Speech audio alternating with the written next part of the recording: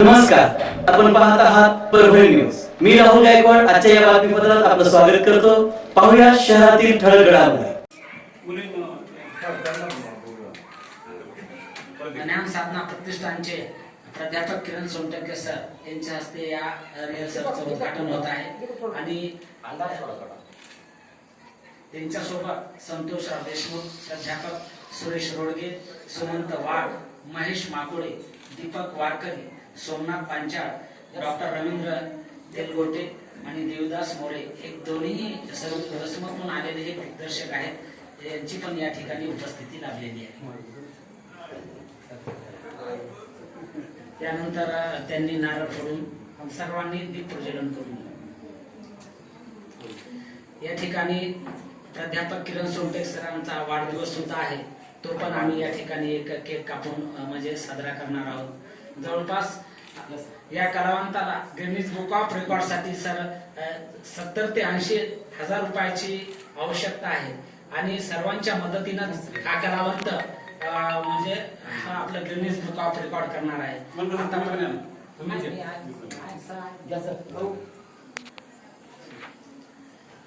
सुमंत वाघ sir इकडे बघा ना फोटो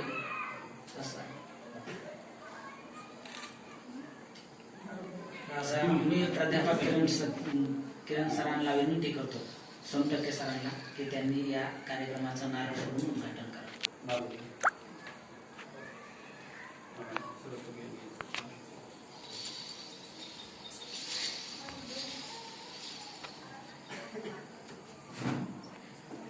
या कलाकारासोबत सर हा समोर साइड 20 डान्सर आहेत, इकडून 10 आणि तिकडून 10 आणि त्यामध्ये हा समय नृत्य सादर करणार आहे. म्हणजे एकूण 20 ते 25 कलाकार यांच्या सोबत राहणार आहे.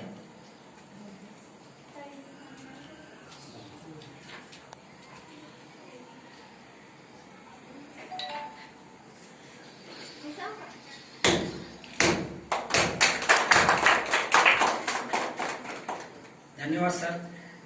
या ठिकाणी दीप प्रज्वलन करून उद्घाटन करण्यात आलेले.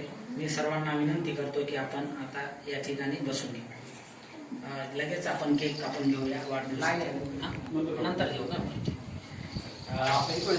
यानंतर आपल्या समोर एक म्हणजे समय नृत्य जे कशा पद्धतीने ते सादर करतात. 5 मिनिटाचा फक्त परफॉर्मन्स 5 मिनिटामध्ये ते सादर करते.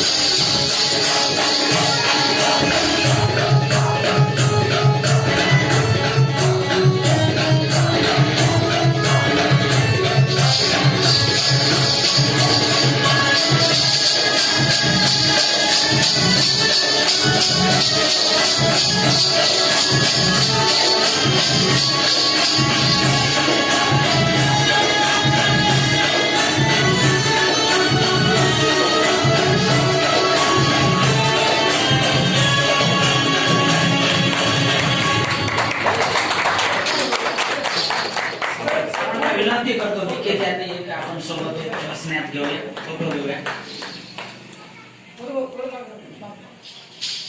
या.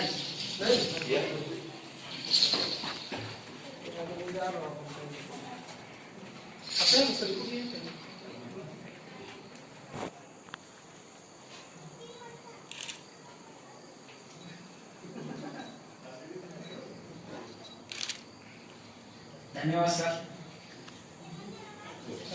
बसून घ्या.